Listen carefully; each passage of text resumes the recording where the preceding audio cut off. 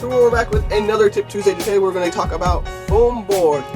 Now I don't typically use foam board, but damn it, can't get out of here. He's trying to drink stuff like he always is. That's his MO today. But back to foam board, guys. Foam board is something you typically don't see out of me, but I do understand its value and its awesomeness. So for material, it's fairly easy to use, and it's very light, and it's fairly cheap. So I got this sheet. It was about a 2 foot by 4 foot sheet. I'm not going to bring it on camera because it would just be it's too big for the surface I'm working on anyway. But for $1, I'm not going to complain about getting 6 square feet of material. And it cuts fairly easily. Here you see me working with a box cutter. The problem is I'm hurrying for the camera, and you see this little bit here. I was rushing through to not do a clean cut.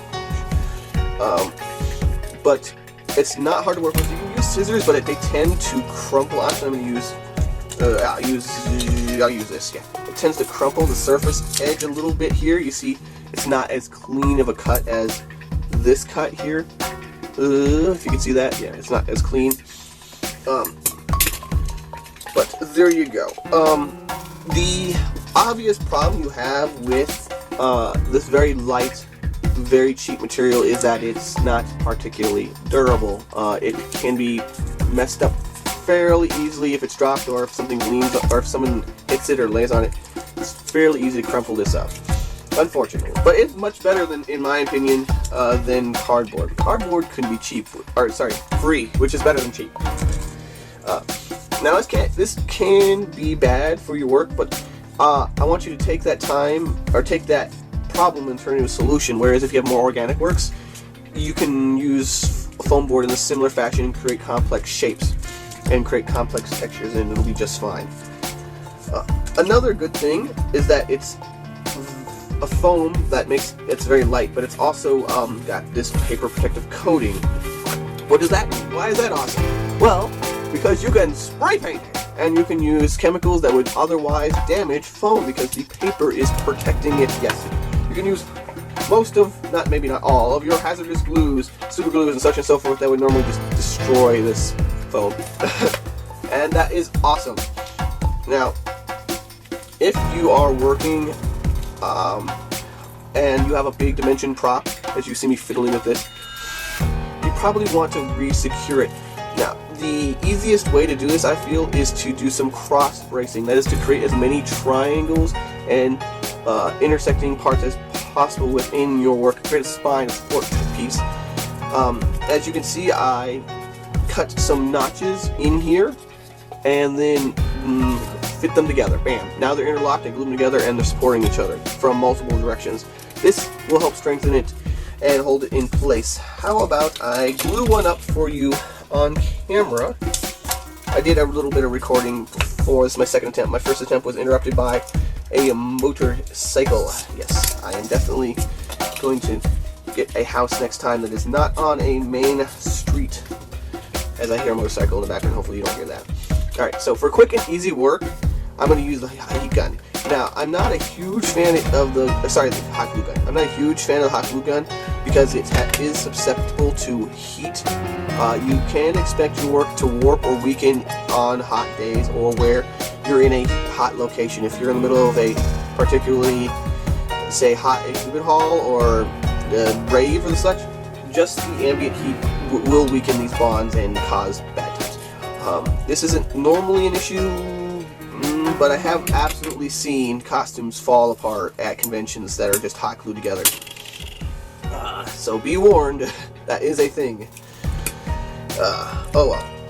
So, with this in place, this is a considerably stronger, well actually that's not a huge, it's not a huge demonstration of what can be done, but trust me, doing simple support pieces like this will help you, especially when you can do whatever shape you want with the outside. It doesn't necessarily have to be like rectangular. Rah, rah, rah. Oh well. So, with the paper facing, you can use pretty much any kind of glue you want. Most of them are cool with it, as long as they are, glues. Regular chemical glues like this are for plastic. They obviously won't work, but your typical household glues will do the job and secure it in place. I have one more. Oh, there's glue stick. Bam, glue stick. Use a glue stick. The paper will bond. I recommend cutting it at an edge or cutting an overlap so as to clean up those edges. That is one of the big issues with using this material, is that the edging can be really kind of messy.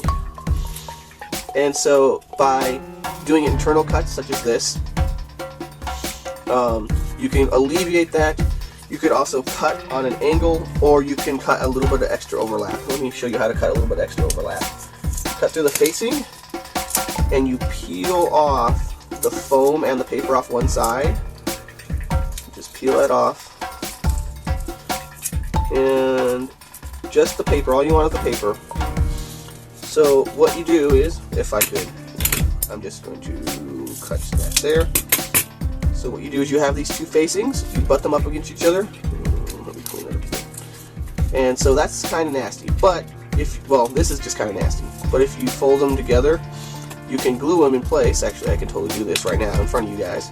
Why am I not doing this? Again, I'm using a glue gun because it's quick and easy. Other glues are better for the scenarios because they have a better long-term strengths. And I will glue this inner edge because it's just good to reinforce those corners. And then we have a little bit extra material. You can simply come along with a scissors and clean that up real nice. Bam. Does that look pretty good? Looks pretty good, right? Now, if you're using the cake method, which is basically layering pieces together, let me cut another piece off for you guys. As I quickly destroy this paper.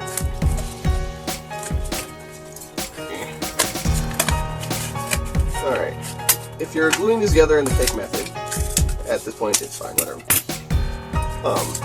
Bam. Little dot of glue, bam, and bam. You're going to run into an issue if you're sanding a three-dimensional shape. The issue that you're going to run into is that you're going to have gaps, and the paper itself, the protective paper around the foam, is going to be much harder to deal with than the foam itself. If you're, say, sanding, let me see if I can find a file. Aha, I have a file on hand. Bam! If you're sanding, you'll see that the foam gives way really, really easily. But where the paper is sandwiched in between, that remains. That's going to be something you have to come in with a box cutter and clean up and smooth out, or with a fine pair of scissors. These are not a fine pair of scissors, but I think you get the idea. But if you don't clean this up, it'll be pretty evident once you get the paint on it. These things are really, really obvious once you start painting them up. And so what I would suggest to fix it is get a bit of wood filler or putty or maybe gesso. It really depends on what you're making for the texture itself. But for static, say props, wood filler is the way to go. Bondo, Bondo might eat the foam. It might be okay if the Bondo sticks to the paper itself and doesn't get as much contact with the foam, but it's a bit risky and I'm not going to recommend it. Just to let you guys know that is a possibility. It's just not a personal preference of mine. So you cover this and finish it with the wood filler, which I'm going to kind of demonstrate. It's not going to be a great demonstration because obviously finishing work takes a lot more time along with sanding and such, and it will fill in all those cracks and edges and smooth it out. And you can sand this later on to fix stuff and continue working. I think that is going to do it. I'm going to smash this now. And let me see, I'm going to smash, you saw this smash really, really easy. So I'm going to smash this, I'm going to lean out my full weight. Yeah. So it did give way, but of course, it gave me much more resistance. Now, as you can see, what happened was, in the foam that was attached to the paper ripped off the paper here, leaving the glue that was bonded. So that's where that failed, was at the paper right here. And then this squashed down because it's stretched. This is being pushed forward, so it really broke at this particular junction. And these are being folded down, and this is being pushed forward. This piece is still the piece that was on the face is still intact for the most part, and we can kind of fix it, I guess. Yeah, it's still reasonably structurally sound. It's reasonably structurally sound. Oh well, I hope you guys enjoyed. I hope you found some of these tips interesting. Thanks for watching. Good times to all. Hey, looks like you made it all the way to the end. If you're interested in more new tutorials, con coverage, and other cosplay shenanigans every week, hit that sub button to get it delivered hot and fresh to you.